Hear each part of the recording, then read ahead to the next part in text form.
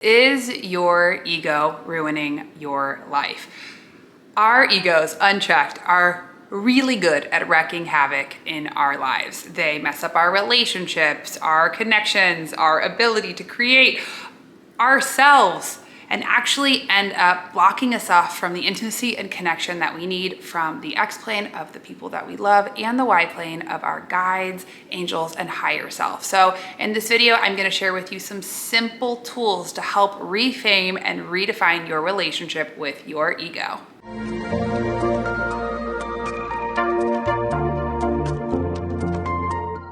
The ego gets a bad rap.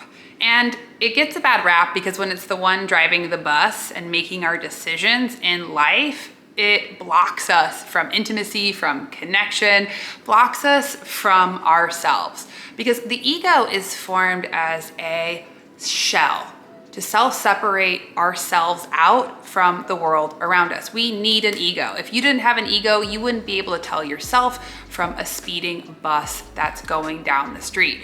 And you need that. You don't want to get hit by a bus, splat, we need you. But a healthy ego is in support of our spirit and in our higher selves. So I'm going to share with you some reframes. As I said, before I go any further, hi, I'm Sonia. I'm a 4th generation intuitive, and I teach you how to plug back into your innate divine self, your intuition. If you're new here, welcome. I'm so happy to have you here. If you're returning, welcome back. Don't forget to hit subscribe and that little bell notification, because I release new videos every week, and definitely make sure to check out all of my links and resources below. So, ego. Our egos, like I said, are protective shells. And if it's the one driving, those shells become walls. The ego thinks in black, white, right, wrong, good, bad, all or nothing, and likes to know that what it knows is all there is to know, blocking our way for growth, blocking our way for evolution, for more connection and intimacy. You can tell when you're in ego when you need to be right, when you have it all figured out, when you will try and win a fight at all costs, when you think you're better than, when you're in judgment, when you're not present with the people around you. These are all ways that ego can interfere. And our ego, because it gets afraid, will often stop us from making any progress. So, first thing that we're gonna use as a reframe, as a tool, is have a beginner mind. This means, the ego, like I said, likes to believe that what it knows is all there is to know. And I see ego show up in all different ways, in spiritual circles, in life circles. It likes to say, I have it all figured out. I know people's reason. I know their intention. I know X, Y, or Z. We don't know. We have to remember that what you know isn't all there is to know. And when we can practice a beginner mindset, be curious, we actually switch out of that black-white thinking and start to anchor into our spirit. Our spirit and our intuition is curious. It's available. It wants to learn. So when we can have a beginner's mindset, we lower the bar. We let ourselves make mistakes. We let ourselves have fun and figure it out. So really check in, be a beginner, especially with the things that you are struggling with. That can be very hard. The ego is not very compassionate. Second tool is really, the ego likes to make sense of the world in stories. That's how it does. It has a grand narrative. It likes to tell stories about ourselves, about the world, about our families. It loves to be in the past and obsesses with the past, because what it does is it takes our past narrative and projects it into the future. So it says, because I didn't get that raise, I'm never gonna be able to get a raise. Because I wasn't successful in a relationship, all of my relationships are doomed.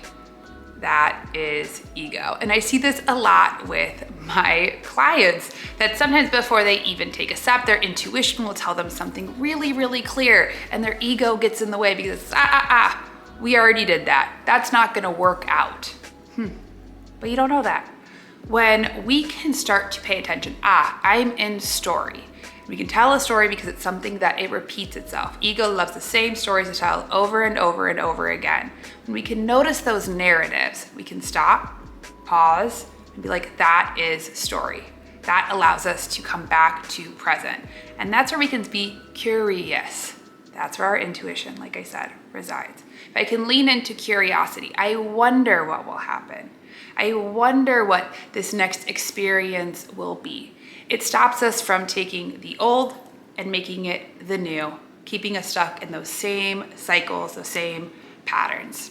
Now, this brings me to number 3. When you notice that you're in your ego, and I know that I get into my ego when I get into like an argument or a fight with my partner or my family members. That's when my ego can be real dang loud. It wants to be right, have it all figured out. You listen to me. They never listen. It's a big one. So when you notice that you're in a well-worn pattern and a well-worn narrative of ego, talking a lot, explaining a lot, pause. Say, that is story. Pause. Take a breath. Get grounded. And really start to, instead of paying attention to that chatter that goes into our minds, figuring it out, go in and pay attention to the sensations in your body. What will happen is that your ego will say, no, let's go back to the story. Let's come back up. No, pause, come back to the feeling and the sensation and be curious. Where is it? Is it my shoulders, my neck, my chest, my legs, my solar plexus? The more that we can start to sit with these sensations, with these feelings, it'll quiet the ego and actually get us clear on what it is that we're feeling. Ego can be really overwhelmed by emotion because it wants to figure it out. It wants to put it on the timeline, wants to put it in the narrative. But when we don't feel our feelings, the sensations that show up in our body that tell us what is important, what it is that we value, what our experience is, then we are constantly in that chatter. So it just takes a few different sips as a practice, coming back. What am I feeling? Where is it? What is it telling me? This will help to create new patterns and pathways for your ego to be of service. And last, a big thing, when you're really struggling with ego, when you're really struggling and feeling stuck, overwhelmed, it's really important to go out and be in nature. The ego is alone. It feels isolated. It feels disconnected, especially when it's really wreaking havoc. When we can start to plug back into nature, we recognize that we belong, that we are a part of a whole ecosystem, that the trees have been here for hundreds of years. I live in Louisiana, so there's like oak trees that are 800 years old. Oh my God. Plugging back into these systems of nature gives us a reconnection with our spirit, with our higher selves, and with the order. It also allows us to plug into wonder and curiosity, which instantly gets us back into our intuition, to deeper listening, and also can make us recognize that sometimes what we think are really, really, really big problems aren't. They're just what's happening for now. So these are just a few simple tools to start to train your ego to allow more of your spirit, more of your goodness, more of your shine to come through instead of trying to protect yourself from the world, because the ego isn't a good protector, isn't a good bus driver. It is good at helping us have good boundaries, at being aware, but that's a healthy ego. And I feel like that will be a separate video. So if you enjoyed this video, leave me a comment. I'd love to hear from you. If you want to develop your intuition and really, work one-on-one, check out my mentoring program. I take on a very limited number of clients. If that's something that's interesting to you, book a discovery call with me. It's free. We can see how working together is a good fit. So leave me a comment, leave me an emoji, share with a friend, and I can't wait to see you next week. Sending you all my love. Bye.